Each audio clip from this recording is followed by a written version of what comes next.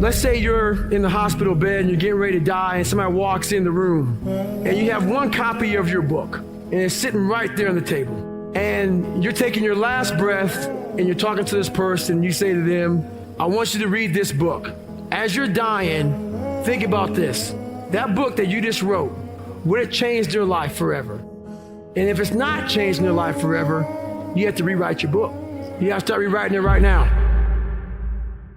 I wanted to live my life in a way that when I died, I was proud of myself. I know what pride felt like. And if it took pushing myself to death, I was willing to do that. But I want to look in that mirror, not impress anybody, not money, not fame, not nothing. I wanted to impress the guy in the daggone mirror. And I worked endlessly and tirelessly to do that. And it happened. I see what is not the norm, what's impossible, what all the theorists say you shouldn't be doing this. That's the wrong way to go. And I'm like, let me see if I can pull this shit off. It's so easy to be great nowadays, my friend, because most people are weak.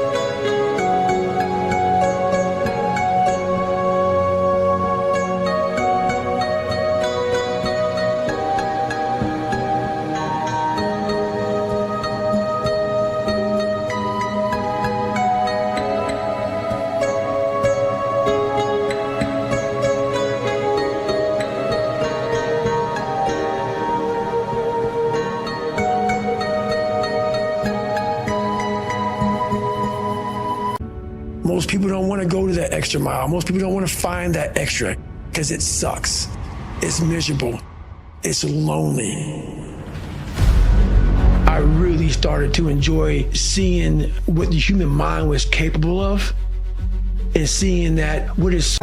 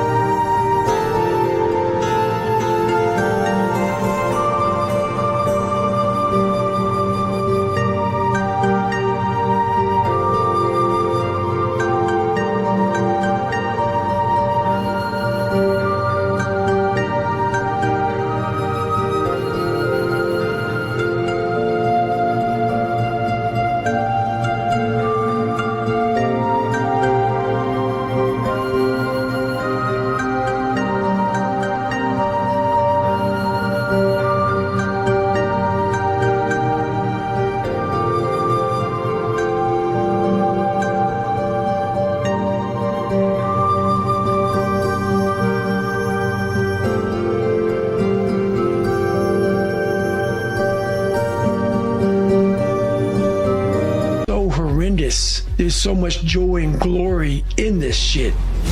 The most important conversation is the one you have with yourself. You wake up with it, you walk around with it, you go to bed with it. Eventually, you act on it. Sometimes you act on it good, sometimes bad. You gotta change the internal dialogue. That person in your head that's talking that shit to you, until you change the internal dialogue in your head, until you callous over the victim's mentality that the world is out to get you because of you are the only, you gotta change that shit, man. I get that mentality. I once had that mentality that no one understands what the f I'm going through. And if you keep that mentality, you're gonna stay in the same exact spot that you're in. I saw myself as the weakest human being on the planet. And I wanted to transform that into the hardest man God ever created. Your mind takes control of you. You have to say, F you, I run this motherfucker. You have to be your best self when you're least motivated. You have to have these different things in your mind on where you want to go and know that motivation is not going to get me there. The only thing that changes your DNA is discipline. If you can get through to doing things that you hate to do, on the other side is greatness. You have to be willing to fail 100 times to succeed once. And if you're not willing to do that, man, you're not going to even get a fraction of what you're looking for. There's a new bar that you must always set in your life. And once you become complacent and you become civilized, you've arrived, you're no good for anybody. Everybody's journey is different. Everybody's journey is different. I was on a journey to see who David Goggins was. And that journey took me in some of the hardest areas a human being can even imagine. And right now, I'm the happiest person on the planet because, you know, I had to climb Mount Everest several times just to look down on my life to see what hell I came from. And that's what kept me going through all this stuff. Like I envisioned myself going through, like when I was a young kid and they called me all the time. I got my dad beat the hell out of me and I had no self-esteem. I had this vision of if I can make it to where I want to go. Imagine when I look back on my damn life, how proud I will be. And now I'm here. I'm able to look back on this life I lived that many people will never understand because why? When you're passionate, they think you're crazy. And you can't even explain to people why you're doing or why you did what you did because you found your purpose. And once you found your purpose, you can't really explain it to normal people because they don't understand passion because they live everyday life just going, not really finding their purpose. So I become a foreign language to people. So they put me in the category of you're just crazy. No. I'm passionate. I found my purpose in this life. If you want to be great, you want to be the baddest motherfucker ever at what you do, you're going to be misunderstood by everybody because you're going to be so obsessed and so driven to get there. That's what it takes. The first step you have to do is face yourself and be accountable for what you're not. So then you can be what you want to be. I call myself fat because I was fat. And people don't want to do that. They want to say, oh, don't call yourself fat. Don't call yourself dumb. If you're not real and raw with who the you are, nothing's going to change. And in this nice new world that we live in, we want to hear, you're just a little big. No, man, you might be fat. How you address it is you face it. You face it every day. You face it every single day of your life where you say, okay, like if you're fat and you need to lose weight, it's patience. It's patience in this fact of accepting who you are right now. I'm fat. I don't like myself. Accepting the fact that if you lose 3 or 4 pounds, that's a huge accomplishment. I started realizing, man, just by going to war with myself every day and putting these challenges and these goals and these obstacles, these insurmountable obstacles. So it wasn't about losing 106 pounds. Me losing 5 pounds was an accomplishment. Right? Me losing 10 pounds and then 50 pounds. The more I did this, the more I gained confidence. I was just working. I was just sacrificing. And then through that, all these different tools started coming up. But I would have never found these tools if I didn't put myself in a very uncomfortable place. We all look for toughness. We all want it, but we look for it in a comfortable environment. You will not find toughness in a comfortable environment. Those of you who are listening to this, whoever hear this, you will not find it. I was trying to look for it everywhere. The only way you find it is to drown yourself in a position where you're just out of sorts, where you can't swim and you're drowning. Where you're drowning. You're drowning in life. But you say, you know what, man? I'm gonna figure out how to backstroke or something. When you quit, your mind says, we're done. So it doesn't expand. There's no expansion when you quit. When you say, you, this sucks, I'm drowning, I'm miserable, I'm suffering, I'm broken, but I'm not going anywhere. What happens to your mind is it does this. It says, he's not leaving. So we gotta expand. We gotta grow. We gotta figure this thing out. We're only 1% away from true greatness. There's a big difference between 99% and 100. I always thought that I was giving 100%. I wasn't. But I was only 1% from making that money, from being where I want to be, from having everything in life that I've ever dreamed of. But it's that 1% that we sleep on. It's that 1% that we wake up in that morning, we're like, you know what? Not today, maybe tomorrow. Well, guess what? That's why it's so easy to be great nowadays, because most motherfuckers are weak. And if all you do is when you are trying to hit that motherfucking snooze button on life, not in the morning, on life, just know this, all the it takes is thinking about all those weak motherfuckers who are taking a day off. And trust me, you will come up real fast. Like I say, it's easy to be great nowadays because motherfuckers are just weak, very soft.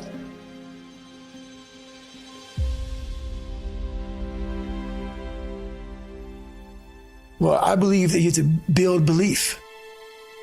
Belief is like, there's an after school special belief where the mom says, believe in yourself, and that's all great, but there's also a built belief. And the built belief is one where you are constantly, like for me, I came from a bad place. How I build belief is through the daunting tasks I put myself through. So that's proof positive that I can. So it correlates. And that's how this piece of shit kid that I once thought I was built belief by saying, I was in 3 Hell Weeks.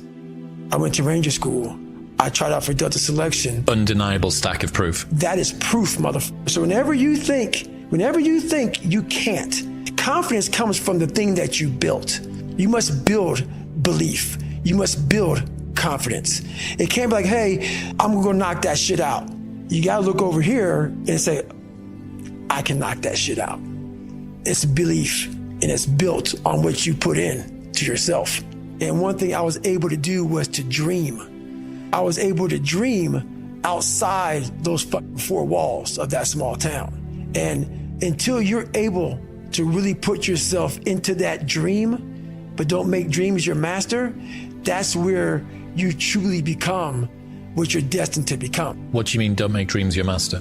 A lot of people sit back and they dream about being a sports figure, or dream about being a SEAL, or dream about being an astronaut, and all it is a motherfucking dream. They don't put the work behind the dream. That dream has become their master. When you become the master of your dream is when you say, I want to go be a Navy SEAL, and you say, okay, I'm going to lose 106 pounds in less than 3 months.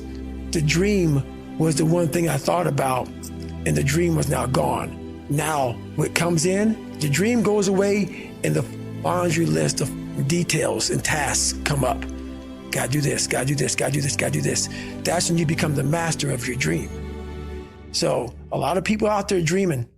We are all great. No matter if you think you're dumb, no matter if you think you're fat, no matter if you are fat, no matter if you've been bullied, we all have greatness.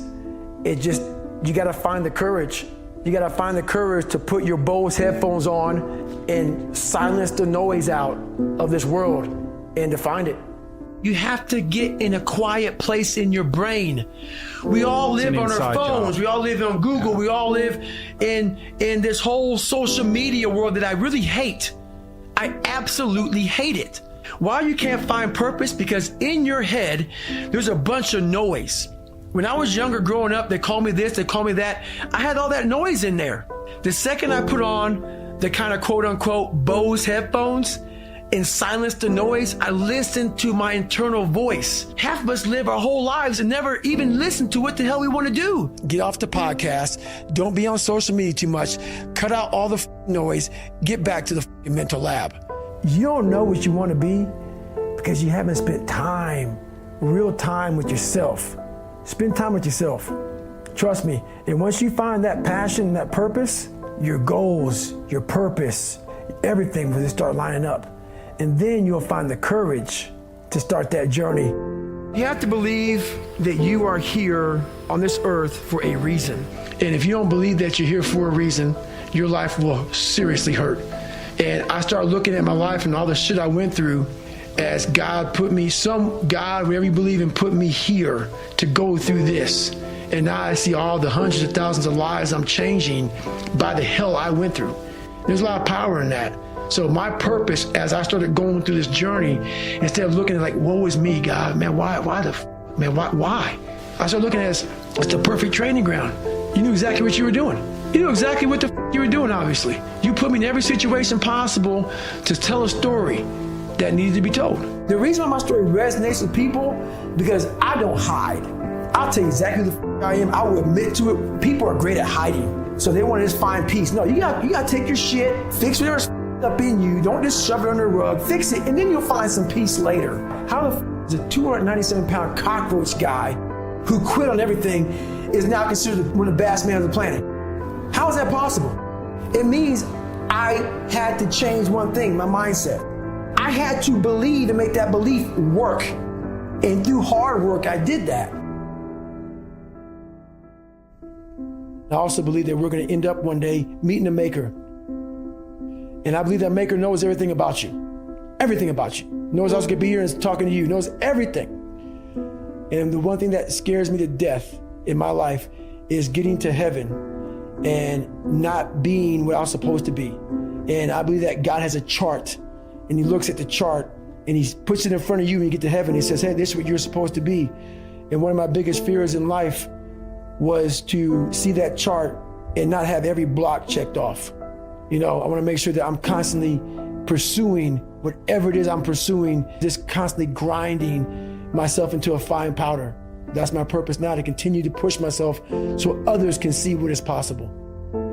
Let's say you're in the hospital bed and you're getting ready to die, and somebody walks in the room and you have one copy of your book and it's sitting right there on the table. And you're taking your last breath and you're talking to this person. You say to them, I want you to read this book. As you're dying, think about this. That book that you just wrote, would it change their life forever? And if it's not changing their life forever, you have to rewrite your book. You have to start rewriting it right now.